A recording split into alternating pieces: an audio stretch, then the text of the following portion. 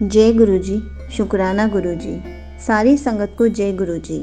आज मैं आप सबको बताऊंगी कि जब गुरुजी से एक संगत ने पूछा कि यदि बुरे कर्म करने वाला इंसान अच्छे कर्म करने लग जाए तो क्या वह अपने पापों से मुक्त हो सकता है? क्या वह अपने पापों से मिलने वाली सज़ा से बच सकता है? तो गुरुजी ने उनको क्या आंसर दिया? संगत जी, गुरुजी ने उन संगत जी को कहा कि इसका आंसर हाँ भी है और नहीं भी। हाँ का मतलब यह है कि अगर कोई इंसान अपने किए गए पापों से मुक्ति पाना चाहता है तो उसके लिए निस्वार्थ भाव से अपनाया गया दान, पुण्य, धर्म और भक्ति का रास्ता सबसे उत्तम होगा। अगर इंसान दिल से अपने पापों का पश्चाताप करते हुए निस्वार्थ भाव से दान, पुण्य, धर्म और भक्ति का रास्ता अपनाता है तो वह उस जन्म में अपने मिलने वाले पापों के दंड से मुक्त हो सकता है। इससे उस इंसान के किए गए पापों की सज़ा कुछ कम ज़रूर हो जाएगी, लेकिन पापों का दंड तो जीवन काल में भोगना ही पड़ेगा। किंतु कुछ जघन्य अपराध यानी घोर पाप ऐसे होते हैं जिनका दंड शारीरिक एवं मानसिक रूप से न सिर्फ इस जन्म में बल्कि आने वाले एक या कई जन्मों तक भोगने पड़ते हैं, यानी इंसान के कर्म कभी पीछा नहीं छोड़ते। तो ऐसे में अगर इंसान दिल से अपने पापों का पश्चाताप करते हुए निस्वार्थ भाव से दान, पुण्य, पशु पक्षियों तथा लाचार इंसानों एवं जानवरों की सेवा, धर्म और भक्ति का रास्ता अपनाता है तो आगे के जन्मों में पिछले वाले जन्मों के घोर अपराधों की सज़ा नहीं भोगनी पड़ती। यदि वो अपनी पूरी उम्र श्रद्धा और विश्वास से ईश्वर की शक्ति में पुण्य कर्मों में लगा देता है तो वह अपने पापों से सदा के लिए मुक्त हो जाता है। पूरी श्रद्धा से की गई भगवान की भक्ति और निस्वार्थ भाव से अपनाया गया दान, पुण्य, धर्म और भक्ति में इतनी शक्ति होती है कि इंसान मोक्ष तक को प्राप्त कर सकता है। और नहीं का मतलब ये कि अगर वो इंसान दान, पुण्य, धर्म और भक्ति का रास्ता या कोई भी अच्छा कर्म निस्वार्थ भाव से ना अपनाकर किसी स्वयं के मकसद को पूरा करने के लिए या लालच से अपनाता है तो इसे दिखावा बोला जाता है। ऐसा करने से उसके पापों से छुटकारा कभी नहीं मिल सकता, अपने पापों से मुक्त नहीं हो सकता। इंसान के द्वारा किया गया घोर अपराध और पाप उसका अगले कई जन्मों तक पीछा नहीं छोड़ता। गुरुजी ने उन संगत को एक कहानी के थ्रू ये बहुत अच्छे से समझाया। एक गांव में एक सूद नाम का इंसान रहता था।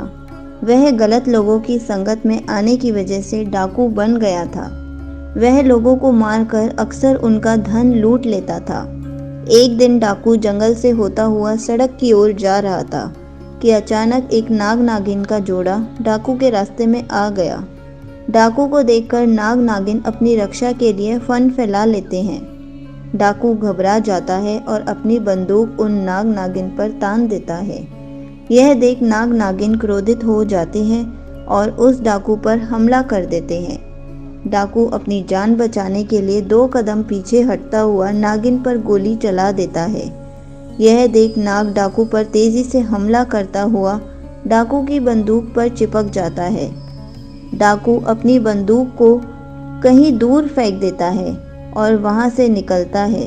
भागते भागते डाकू सड़क पर जा पहुंचता है।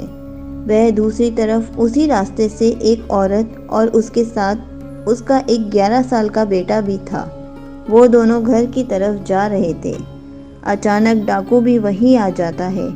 डाकू देख माँ बेटे घबरा जाते हैं। डाकू औरत के करीब जाता है और बलपूर्वक उस औरत के गले में टंगे सोने को खींच लेता है।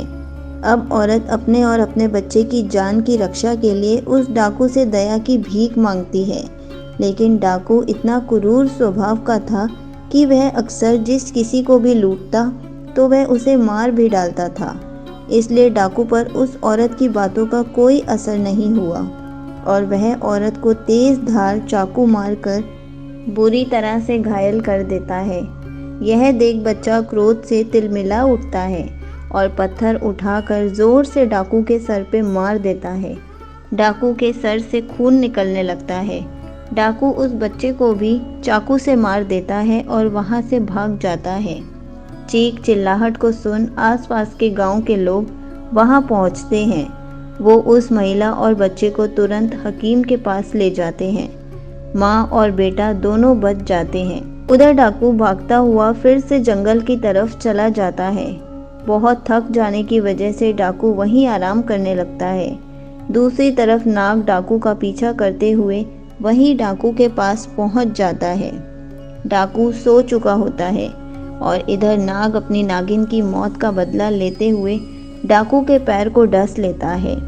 डाकू दर्द से छटपटाता हुआ वहीं मर जाता है। यह सारी घटना यमपुरी में बैठे हुए चित्रगुप्त और यमराज भी देख रहे थे। डाकू के मरते ही यम के दूत यमलोक से धरती पर डाकू की आत्मा को लेने आते हैं। वह डाकू की आत्मा को यमलोक ले जाते हैं। यमलोक में चित्रगुप्त जी अपनी किताब में डाकू के द्वारा किए गए सभी कर्मों और पापों का लेखा जोखा देखते हुए उसके पापों की सज़ा सुनाते हैं। डाकू की आत्मा को बहुत सारी यातनाएं दी जाती हैं। इसके बाद चित्रगुप्त जी डाकू की आत्मा को बोलते हैं कि जिस 11 साल के बच्चे को तुमने चाकू से मारा था, उस पाप की सज़ा भोगने के लिए तुम्हारा फिर से धरती पर जन्म होगा और एक पंडित के घर होगा, जहां तुम सिर्फ 11 साल तक ही जीवित रहोगे। दूसरी तरफ एक गांव में एक पंडित रहता था, जिसकी पत्नी को 10 साल से कोई भी औलाद नहीं हुई थी। पंडित भगवान भोलेनाथ का बहुत बड़ा भक्त था। वह रोज भोले बाबा की पूरी श्रद्धा विश्वास से पूजा अर्चना किया करता था। इसके अलावा वह गरीबों और साधु संतों को भोजन भी करवाता था। एक दिन भगवान शंकर पंडित की सच्ची भक्ति और पुण्य कर्मों से प्रसन्न होकर पंडित को दर्शन देते हैं। पंडित भगवान शंकर के दर्शन पाकर बहुत प्रसन्न होते हैं। भगवान शंकर बोलते हैं, मैं तुम्हारी सच्ची भक्ति से बहुत प्रसन्न हूँ। बोलो क्या वरदान दूँ तुम्हें। पंडित एक पुत्र की मांग करता है। भगवान शंकर तो अंतर्यामी थे। वह भूत भविष्य पहले से ही जानते थे कि पंडित क्या वरदान मांगेगा। इसलिए उन्होंने पंडित को पुत्र देने का वरदान देने से पहले ही यह बता देते हैं कि यह पुत्र सिर्फ 11 वर्ष ही जिएगा, उसके बाद मर जाएगा। यह जानने के बाद भी पंडित कुछ नहीं बोलता, क्योंकि उसे अपनी भक्ति पर पूरा विश्वास था कि भगवान अपने भक्त के साथ कभी अन्याय नहीं होने देंगे। यह सोचता हुआ पंडित पुत्र का वरदान मांग लेता है। भगवान शंकर पुत्र का वरदान देकर वहां से गायब हो जाते हैं। अगले 9 महीने के बाद पंडित के घर पुत्र का जन्म होता है। इधर पंडित यह जानते हुए भी कि यह 11 साल से अधिक नहीं जिएगा, फिर भी प्रसन्न रहता है। यह बात पंडित घर में किसी से भी नहीं बताता। यह वही डाकू है जिसने 11 साल के बच्चे को चाकू से मारा था और अब एक पंडित के घर में पैदा हुआ जो कि सिर्फ 11 साल ही जिएगा। इधर पंडित अपने बेटे को धर्म कर्म पूजा भक्ति की सभी शिक्षाएं देते हैं। पंडित अपने बेटे का नाम शंकर रखते हैं। देखते ही देखते दिन बीतते गए। शंकर को 11 साल पूरे होने में सिर्फ 1 महीना ही बचा था। पंडित शंकर के मामा को तुरंत घर बुलाते हैं और खूब सारा धन देकर काशी जाने को कहते हैं। पंडित धन देते हुए बोलता है कि वहाँ शंकर के हाथों में 28 दिनों तक यज्ञ करवाना, साधु संतों को पूरी श्रद्धा से भोजन करवाना और पूरी विधि अनुसार महामृत्युंजय के मंत्र जाप करते हुए 28 दिनों तक रोज सुबह भगवान शिव की पूरी श्रद्धा से विधि अनुसार पूजा करना। अगले ही दिन मामा और शंकर धन लेकर काशी के लिए निकल पड़ते हैं।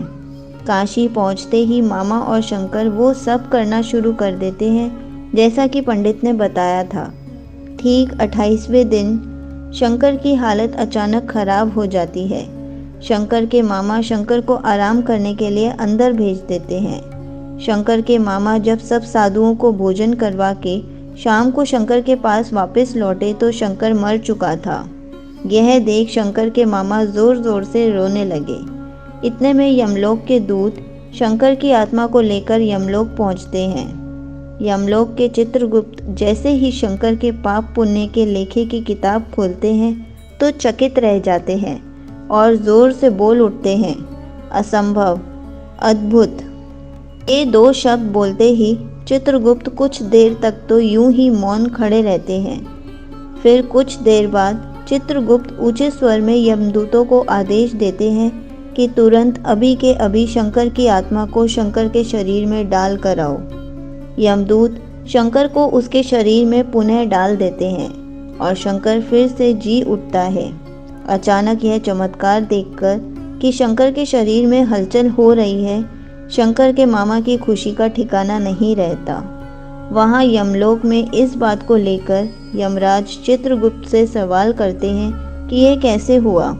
तब चित्रगुप्त जी बताते हैं कि जब मैंने किताब खोली तो उसमें शंकर के द्वारा किए गए पुण्य कर्मों, भगवान शिव की आराधना और हवन जैसे शुभ और भक्ति की शक्ति से शंकर की कुंडली में जो उसके पिछले जन्म के पापों की वजह से मृत्यु का जो योग बना था, वह योग खत्म हो चुका था। इसी के साथ शंकर के पुण्यों का लेखा सबसे अधिक था, जिस वजह से शंकर की उम्र बढ़कर 90 साल हो चुकी थी।